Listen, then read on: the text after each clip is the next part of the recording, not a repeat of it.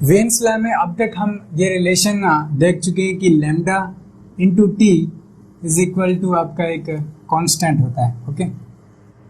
But इतना काफ़ी नहीं है हमें जो डिस्ट्रीब्यूशन, जो एनर्जी डिस्ट्रीब्यूशन कर्व है उसको एक्सप्लेन करने के लिए।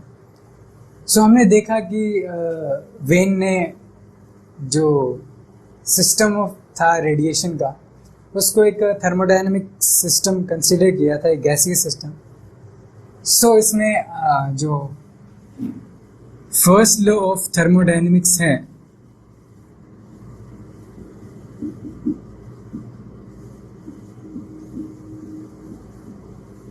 वो क्या कहता है कि जो आपका डेल्टा क्यू है, इट मीन्स जो हीट ट्रांसफर है वो is equal to d U plus T d V. It means जो हीट ट्रांसफर है वो इंटरनल एनर्जी में जाती है प्लस वर्क डन करती है। बट हमने एडियाबैटिक जो एक्सपेंशन लिया था उसके लिए जो डेल्टा क्यू होता है वो होता है 0। अब यहां से हम d U is equal to P d V लिख सकते हैं। अगर हम एक जो डिस्ट्रीब्यूशन कर्व है, एज्यूम कीजिए कि ये हमारा डिस्ट्रीब्यूशन कर्व है, इसके लिए एक पर्टिकुलर लैम्डा रेंज के लिए हम कंसीडर करते हैं इसको लैम्डा, और ये हो जाती है lambda plus T lambda, okay. अगर इसका जो डिस्ट्रीब्यूशन, जो एनर्जी डेंसिटी है, अगर यू लैम्डा से अपन इधर लिखते हैं, लैम्डा इधर 0, अगर जो इसका एनर्जी डेंसिटी है वो स्मॉल यू है, स्पेक्ट्रल एनर्जी डेंसिटी जो है वो यू लैम्डा हो जाती है, ओके। सो यहाँ से अगर हम चेक करें कि इस रेंज में कितना एनर्जी हो, या फिर आप कह सकते हैं उसका कितना इंटरनल एनर्जी होगा, वो आपका हो जाता है डेंसिटी, ओके, इनटू में इसका जो वॉल्यूम है वो कितना है। वॉल्यूम हम अज्यूम करते हैं कि V वॉल्यूम था, ओके। अब जो U है वो क्या होता है, इस केस की अगर मैं बात करूं तो इस केस में क्या है, lambda, lambda plus D lambda की रेंज में है।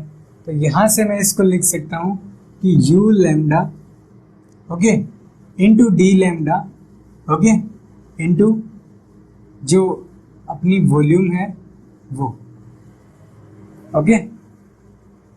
अब हमें देखना है प्रेशर। प्रेशर कितना होता है, U डिवाइडेड बाई 3। अब U कितना लिखूंगा, U lambda d lambda divided by 3, okay. यहां से अपन कह सकते हैं कि जो U है वो U लैम्डा डी लैम्डा होगा, बिकॉज इस रेंज के लिए हम कंसीडर कर रहे हैं, ओके। अगर मैं इनकी वैल्यू, सब चीज़ों की वैल्यू रखूँ कि delta Q is equal to 0 है सारी वैल्यूज, सो मेरे पास मिलता है कि जो आपका डी यू है, इट मीन्स डी यू मेरा कितना आ गया, यू आता है you lambda d lambda into V is equal to P कितना है अपना, माइनस में पी आता है you lambda d lambda divided by 3 into d V, because ये पी डेल्टा वी था, ओके। अब यहां से मैं अगर देखूं कि इस वाली क्वांटिटी को एक क्वांटिटी लेके चलूं, देन दूसरी क्वांटिटी मेरी वॉल्यूम है, ओके। अब इसका u डॉट v से अगर डेरिवेटिव करूं तो मेरे को मिलता है D u lambda d lambda plus volume का किया तो यहां पर ये आ गया वॉल्यूम, ओके। अब प्लस में आ जाता है you lambda d lambda d v, okay, is equal to आ जाता है ये वाला जो रिलेशन है minus u lambda d lambda d v divided by 3, okay. इस क्वांटिटी को मैं लेके जाता हूं इधर, okay. So T u lambda d lambda v is equal to हो जाता है आपका, इसको अगर इधर लेके गया तो ये माइनस का होगा 3, ये हो गया -4 divided by 3 u lambda d lambda d v, okay. अब हमें पता है कि जो वॉल्यूम होती है वो होती है 4/3 pi r cube for a spherical surface. अगर मैं डी वी फाइंड आउट करूं, डी वी मेरे को डेरिवेटिव करना पड़ेगा with respect to radius, okay. So जो डी वी मेरा है वो आया 4/3 पाई इंटू 3r स्क्वायर। सो जो डी वी मेरा है वो आया 3 से 3 कैंसिल 4 पाई r स्क्वायर। अगर मैं वैल्यू पुट करूं डी वी की इसमें, सो मेरे को एक रिलेशन मिलेगा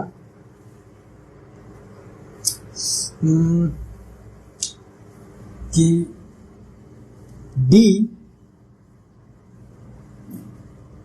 D u lambda d lambda is equal to v, इसके अपॉन में जाएगा -4/3 u lambda d lambda, d v की वैल्यू कितनी है 4 pi r square divided by volume कितनी आएगी 4 divided by 3 pi r cube.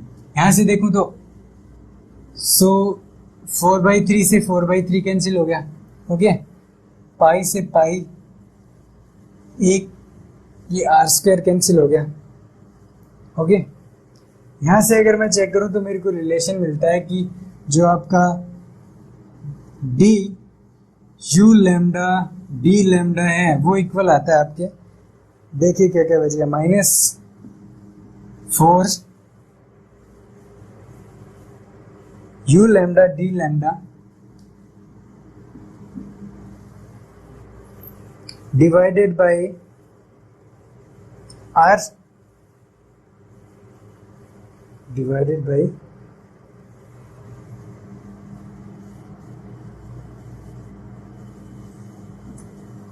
और यहाँ पर डी आर भी आएगा। सॉरी, यहाँ पर मिस कर दिया था हमने कि जो डेरिवेटिव किया था वेलोसिटी वॉल्यूम का, यहाँ पर डी आर भी आएगा। सो अगर यहाँ पे डी आर आएगा देन यहाँ पर एक डी आर भी आएगा, यहाँ पर डी आर आया देन डी आर यहाँ भी आएगा, ओके। इस वाली क्वांटिटी को मैं नीचे लेके जा सकता हूँ कि d u lambda d lambda divided by u lambda d lambda is equal to -4 dr divided by r, okay. अब यहां से क्या कह सकते हैं अपन, यहां से हो जाता है आपका, अगर इंटीग्रेशन करूं मैं दोनों साइड, ये वाला क्या बन गया मेरा log, से मैं कह सकता हूं कि जो log u lambda d lambda है वो इक्वल टू हो जाता है आपके, ये क्या है -4 है, d r divided by r log r, ये ऊपर चल जाएगा तो कितना हो जाएगा log r to the power 4, यहाँ पे आप नेगेटिव साइन लगा सकते हो, नेगेटिव साइन, ओके, प्लस में आप log ऑफ कांस्टेंट लिख सकते हो, ओके। अगर मैं ध्यान से देखूं तो इसको मैं क्या लिख सकता हूं,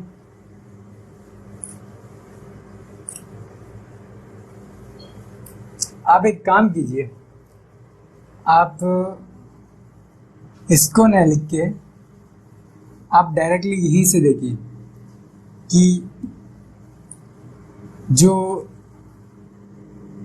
डी आर डिवाइडेड बाई जो आर है वो equal to d lambda by lambda है, हमने पीछे वाले रिलेशन में चेक किया था ये वाला रिलेशन, ओके।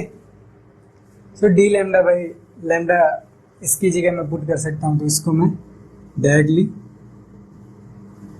इसको वापस से लिखते हैं, d u lambda d lambda divided by u lambda d lambda is equal to हो जाता है -4 d lambda divided by lambda. यहाँ से अगर इंटीग्रेशन करूँगा ओके तो मेरे को मिलेगा log of u lambda d lambda is equal to हो जाता है, यहाँ पर हो जाता है अगर आप देखो -log of lambda to the power 4 plus एक log ऑफ कांस्टेंट। ओके अगर इस वाली टर्म को मैं यहाँ लेके जाऊँ तो और दोनों साइड अगर मैं एंटी लॉग लेता हूँ तो मेरे को मिलता है कि जो आपका you lambda d lambda into में आपका लैम्डा टू द पावर 4 है वो इक्वल होता है आपके किसी भी कांस्टेंट के। ओके अब मैंने एक यहां से अगर आप चेक कर सकते हो कि जो लैम्डा है आपका वो डायरेक्टली प्रोपोर्शनल है आर के। सो डी लैम्डा को मैं डायरेक्टली एक तरीके से आर से रिप्रेजेंट कर सकता हूं। ओके सो यहां पर मैंने क्या कर दिया आर इसको ऐसे पढ़ा डी लैम्डा, इसको मैं ऐसे लिख सकता हूं कि जो आपका यू लैम्डा डी लैम्डा है ओके इसको मैं डी लैम्डा की जगह लैम्डा टू दी पावर 5 लिख के कांस्टेंट। ओके ये इंपॉर्टेंट आ गया एक रिलेशन। अब हमने चेक किया था कि जो लैम्डा टी है वो इक्वल टू ए कांस्टेंट होता है। ओके बट यहां पर तो हमें कुछ अभी तक ऐसा कोई भी रिलेशन नहीं मिल पाया कि जिससे हम बता सके कि हाँ कि कब ऐसा होगा, नहीं बता सकते ना। सो हम एज्यूम करते हैं कि हो सकता है कि ये वाला जो कांस्टेंट है अगर मैं इसकी दोनों तरफ कोई ऐसा फंक्शन ले लूं ओके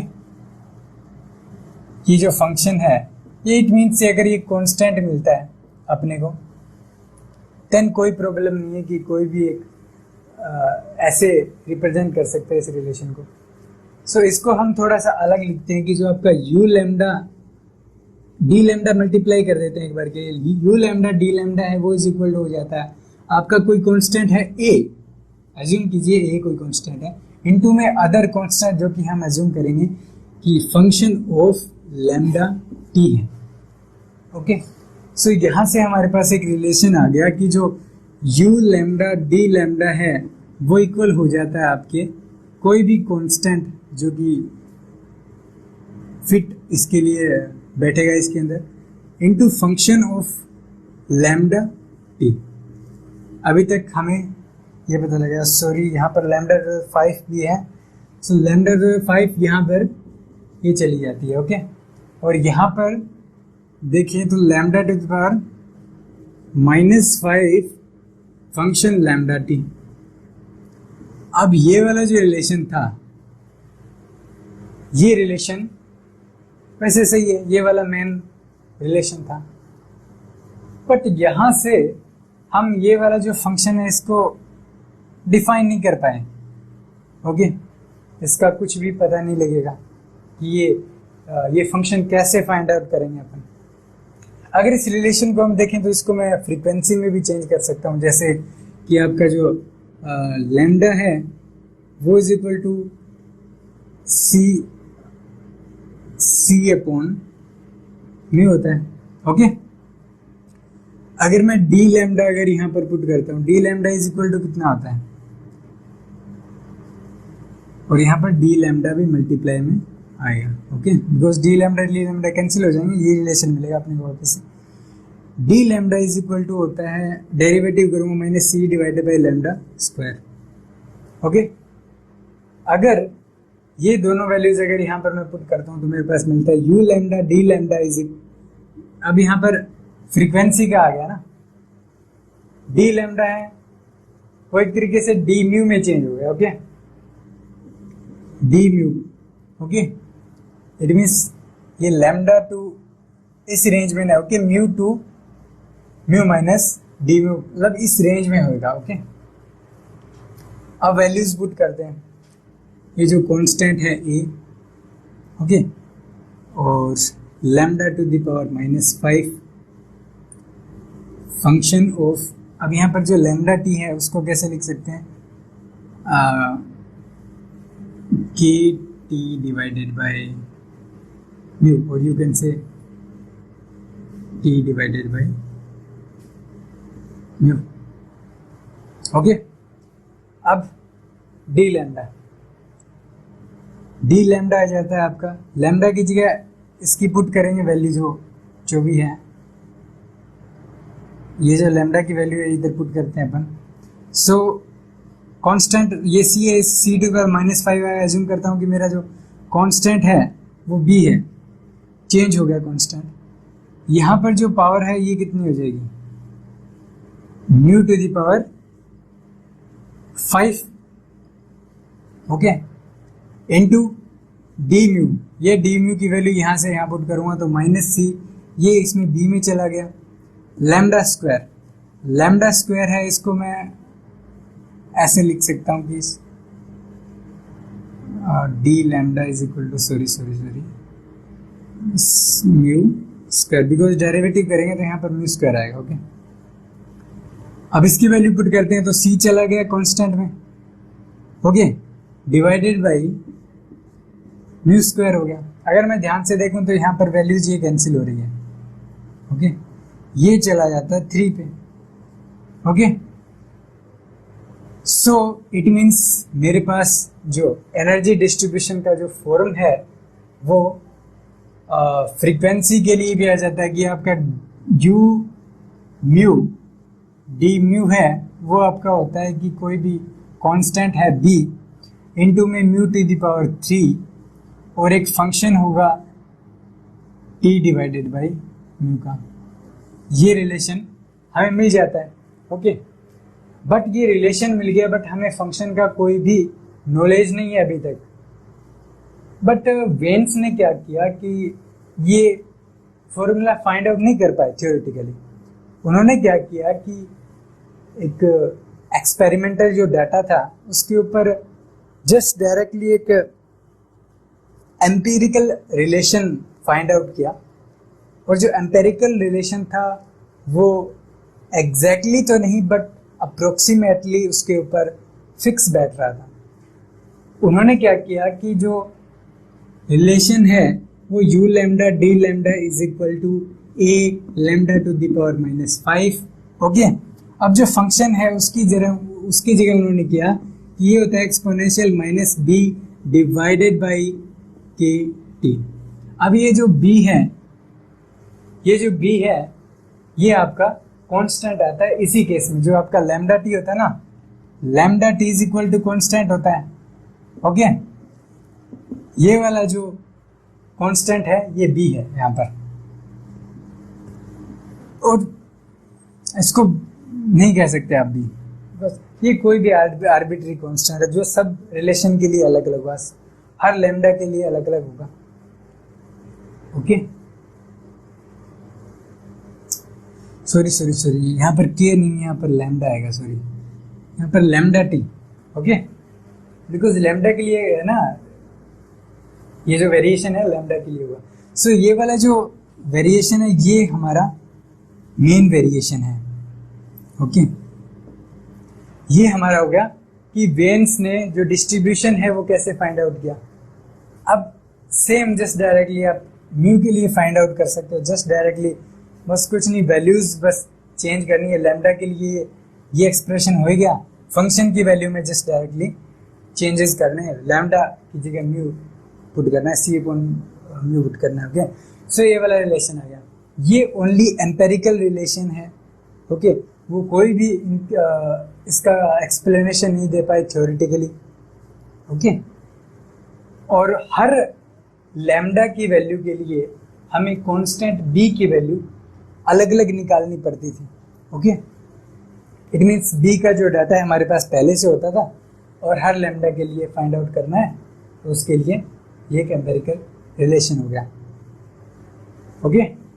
अब जो ये वाला जो डिस्ट्रीब्यूशन जो कर्व है वो कैसे बनता है, ओके। सो ये चेक करते हैं कि अगर ये हमारा ओरिजिनल है, यू कैन से एक्सपेरिमेंटल अगर डाटा है हमारा, ओके, अगर हम इसको प्लॉट करते हैं, सो ये क्या करता है कि आपकी जो लैम्डा की जो वैल्यूज हैं इस रेंज में, ये क्या करता है कि यहाँ पर तो सही चलता है, यहाँ पर सही चलता जाएगा, यहाँ पर, यहाँ पर, यहाँ पर, यहाँ पर, बट जैसे ही फ्रीक्वेंसी की जो वैल्यू है वो हाई जाती है, ये वैल्यू आपकी थोड़ी डेविएट होना स्टार्ट कर देती है। ओके, सो ये जो कर्व है ये कुछ ऐसे मिलता है अपने को, डेविएशन। ओके, सो ये वाला जो डेविएट हो रहा है इस तरीके से, इतना ज्यादा डेविएट होना नहीं चाहिए। ओके, सो आप कह सकते हो कि ये एक तरीके से डिसएडवांटेज हो गया कि ये जो वेन्स है इन्होंने सबसे पहले इसको एक्सप्लेन किया, बट थोड़ा सा प्रॉब्लम आ गया कि ये जो कर्व है ये बिल्कुल फिट नहीं बैठ रहा इस हमारे एक्सपेरिमेंटल डाटा में। ओके, सो इसको हमें इम्प्रूव करना पड़ेगा, तो इसके लिए अलग मॉडल आएंगे, जो कि अलग थ्योरी होगी जो कि एक्सप्लेन करेगी इस डिस्ट्रीब्यूशन को। ओके, अब हमारे पास एक क्वेश्चन आता है कि जो मून है उससे जो रेडिएशन आता है, हमने उसका एक स्पेक्ट्रम बनाया। सो हमने देखा कि हमें 2 लैम्डा मैक्सिमम वैल्यूज पर हमें पीक मिलता है, ये दोनों वैल्यूज हैं। सो ये कर्व ऐसा क्यों है? ओके, हमें ये देखना पड़ेगा ऐसा है क्यों। सो फर्स्ट जो क्वेश्चन है वो है कि कंक्लूजन कि ये कर्व ऐसा क्यों है, इसके बारे में बताइए। सेकंड है वो है कि एनर्जी डेंसिटी कितना होगा मून का और प्रेशर कितना होगा, रेडिएशन प्रेशर। ओके, सो सबसे पहले हमें चेक करना पड़ेगा कंक्लूजन। कंक्लूजन के लिए हमें चेक करना पड़ेगा कि ये वाला जो लैम्डा है ये किस टेम्परेचर को रिप्रेजेंट करता है, ये वाला किसको रिप्रेजेंट करता है। ओके, सो हमारे पास एक रिलेशन होता है कि जो लैम्डा मैक्स है वो इज इक्वल टू टेम्परेचर के साथ मल्टीप्लाई है, ये होता है आपका 2.892 इंटू 10⁻³ और मीटर इंटू केल्विन। ओके, यहां से हम अगर मैं λ1 अगर लिखूं कि λ1 जो है मेरा वह 470 नैनोमीटर, λ2 मेरा है 14 माइक्रोमीटर। यहां से मैं डायरेक्टली रिलेशन से अगर t की वैल्यू लैम्डा की वैल्यू पुट करता हूं तो मेरे को t की वैल्यू मिलती है। सो मैं t1 फाइंड आउट कर सकता हूं। ओके, ये मेरा हो गया। t2 फाइंड आउट कर सकता हूं। अब हम दोनों टेम्परेचर को अगर कंपेयर करेंगे देन जो T1 की जो वैल्यू आएगी आप चेक कर सकते हो। ओके, T1 की जो वैल्यू आएगी वो सन का जो टेम्परेचर है सरफेस का उसके इक्वल आती है, और जो सेकंड वैल्यू है उसकी वैल्यू बहुत कम आती है जो कि रिप्रेजेंट करती है मून का टेम्परेचर। तो इट मीन्स ये क्या ऐसे क्यों आया कि सन का भी आ गया साथ में मून का भी आ गया? ये इसलिए है कि जो मून है वो सन की लाइट को एब्जॉर्ब भी करता है, रिफ्लेक्ट भी करता है। तो हमारे पास ये वाला जो डाटा है ये रिफ्लेक्शन का डाटा है, और ये जो एब्जॉर्ब करके री एमिट करता है एज ए ब्लैक बॉडी, और यू कैन से कोई भी बॉडी एमिट जरूर करता है रेडिएशन को, तो उस केस के लिए ये हो जाता है। सो हमने दोनों टेम्परेचर फाइंड आउट कर दिए, हमने कंक्लूजन जो निकलता है इसका से वो कर लिया। अब आता है कि एनर्जी डेंसिटी कितना होगा और प्रेशर कितना होगा, दोनों केसेस के लिए फाइंड आउट कर सकते हैं। ओके, सो टेम्परेचर हमें पता लग गया। एक हमारे पास रिलेशन होता है कि जो आपका U होता है वो इक्वल टू होता है आपका, सो यहां से अगर एनर्जी डेंसिटी देखें तो U से रिप्रेजेंट करते हैं। U हमने देखा था कि U की जो वैल्यू है वो T⁴ आती है।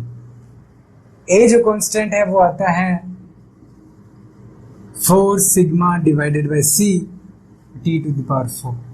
सिग्मा जो है वो हमारा स्टीफेंस कांस्टेंट होता है 5.67 into 10⁻⁸ जूल पर मीटर स्क्वायर पर सेकंड पर केल्विन टू द पावर 4। यहां से इसकी वैल्यू पुट करेंगे। जिसका फाइंड आउट करना है हमें, किसका फाइंड आउट करना है हमें, मून का फाइंड आउट करना है। सो 2 टेम्परेचर 2। सो यहां से हमें एनर्जी डेंसिटी मिल जाएगा। अब हमें प्रेशर फाइंड आउट करना है। सो जो प्रेशर है P वो इक्वल टू होता है U डिवाइडेड बाई 3। U की वैल्यू हमें मिल जाएगी डिवाइडेड बाई 3 करके, ये भी अपन फाइंड आउट कर सकते हैं। हमारा नेक्स्ट क्वेश्चन आते हैं कि हमें एक स्फेरिकल बॉडी दिया हुआ है जिसका रेडियस जो है R is equal to 4 centimetre दिया हुआ है। ओके, इसका जो टेम्परेचर है वो दिया हुआ है 500 केल्विन। ओके, अब ये पूछ रहा है कि ये पावर कितना रेडिएट करेगा। ओके, इट मीन्स इसका जो एमिट करने का पावर है वो कितना है। दूसरा ये पूछ रहा है लैम्डा मैक्स। सेकंड वाला लैम्डा मैक्स अपन इजीली फाइंड आउट कर सकते हैं, जिस डायरेक्टली टेम्परेचर हमें पता है, और lambda max T is equal to B होता है। B की वैल्यू आपकी होती है 2.89 इंटू 10⁻³ ओके। सो वहां से आप वैल्यू पुट करके लैम्डा मैक्स फाइंड आउट कर सकते हो। मैन आता है पावर। पावर क्या होता है? पावर होता है आपका energy per unit time. Okay, but यहां पर हमें क्या पता है? हमें ओनली पता है इसका एनर्जी। एनर्जी हमें पता है, एनर्जी जो है per unit time per unit area हमें पता है। ओके, वो कितना होता है? वो होता है आपका U। सर U नहीं, U तो एनर्जी डेंसिटी होता है आपका। इसको रिप्रेजेंट करेंगे अपन एनर्जी से। Per unit time per unit area कितना एमिट करेगा, ये जो वैल्यू है ये अपन फाइंड आउट कर सकते हैं स्टीफेंस लॉ से, sigma T⁴ energy per unit area per unit time ये पता है, बट हमें फाइंड आउट करना है energy per unit time. So area का मल्टीप्लाई करना पड़ेगा। सो हमें क्या पता है कि जो एरिया है वो कितना गया, 4πr²। 4πr² इंटू में जो भी वैल्यू आपकी सिग्मा T⁴, ये जो वैल्यू आएगी ये आपकी जो पावर रेडिएटेड है वो आ जाएगी। ओके, आप जस्ट जो वैल्यूज हैं वो पुट करके आप वैल्यू फाइंड आउट कर सकते हो। ओके।